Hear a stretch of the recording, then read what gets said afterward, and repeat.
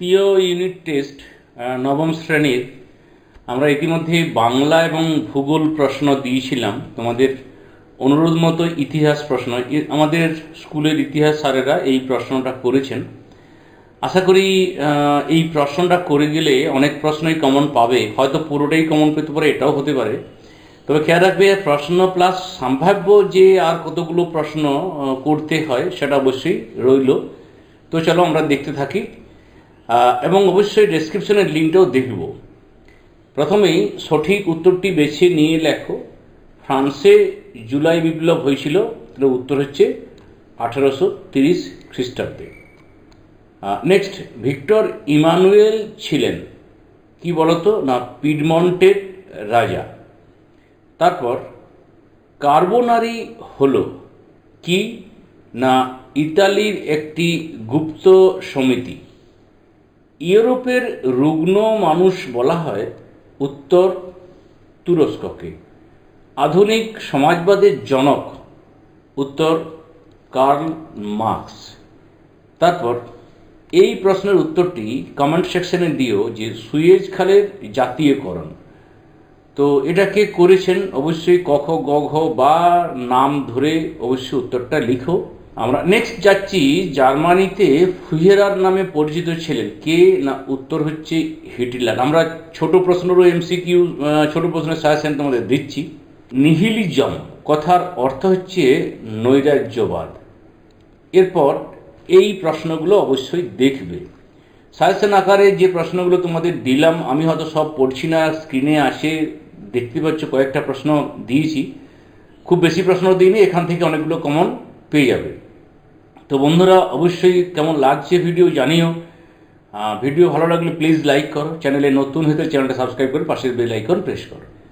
শূন্যস্থান পূরণ, ড্যাশ যুদ্ধে নেপোলিয়ন চূড়ান্তভাবে পরাজিত হয়, তাহলে ওয়াটারলু।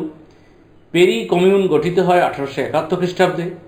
ওয়েলথ অফ নেশন গ্রন্থের লেখক অ্যাডাম স্মিথ। নাৎসি দলের মুখপত্র কি না পিপলস অবজারভার। সত্য মিথ্যা নিরূপণ করো। 1857 খ্রিস্টাব্দে প্লম্বিয়ার্স চুক্তি স্বাক্ষরিত হয়েছিল, মিথ্যা। 1858 খ্রিস্টাব্দে ত্রিশক্তি আঁতাত, এর বানানটা ভুলে, ত্রিশক্তি আঁতাত ইংল্যান্ড, রাশিয়া, ফ্রান্সের মধ্যে, সত্য। ভার্সাই সম্মেলনের প্রথম সভাপতি উড্রো উইলসন, মিথ্যা। উত্তর হচ্ছে জর্জ ক্লিমিশো। 1934 খ্রিস্টাব্দে রাশিয়া লিগ অফ নেশন সদস্য হয়, সত্য। এরপর দুই এক কথায় যে কোনো একটি প্রশ্নের উত্তর দাও। দক্ষিণ আফ্রিকায় কোথায় ইংরেজরা তাদের উপনিবেশ গড়ে তুলেছে? প্রথম উপনিবেশ সেটা হচ্ছে কোপ অফ গুড হোপ। ফ্রান্সের শিল্প বিপ্লবের সূচনায় সময় ফ্রান্সের সম্রাট কে ছিলেন? উত্তর হচ্ছে তৃতীয় নেপোলিয়ন। অলিভার টুইস্ট উপন্যাসটির লেখক কে না চার্লস ডিকেন্স।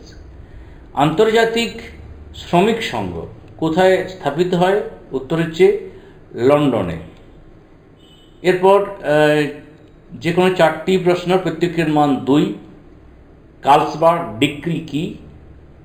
জুলভারেইন কি? উন্মুক্ত দ্বার নীতি বা মুক্তদ্বার নীতি বলতে কি বোঝো? আফ্রিকাকে অন্ধকারাচ্ছন্ন মহাদেশ বলা হয় কেন? 14 দফা নীতি কে কবে কি উদ্দেশ্যে ঘোষণা করেন? জাতিসংঘ গঠনের 2টি কারণ লেখো। এই 6টি প্রশ্নে তোমাকে কোটি করতে হচ্ছে না 4টি প্রশ্ন করতে, 4 দুগুণে 8। এরপর যেগুলো দেখতে হবে এই প্রশ্নগুলো বিগ ফোর, উষ্ণ জলনীতি, কুলটুর ক্যাম্প, মুক্তিযোদ্ধা জার, জুলাই রাজতন্ত্র, রক্তাক্ত রবিবার, এই বিষয়গুলো তোমার কিন্তু দেখে রাখতে হবে। এরপর 2টি প্রশ্নের উত্তর করতে হবে যার মান হচ্ছে 4।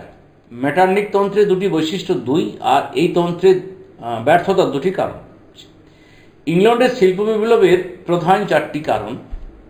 ভিয়েনা সম্মেলনের নীতিগুলি আলোচনা করো।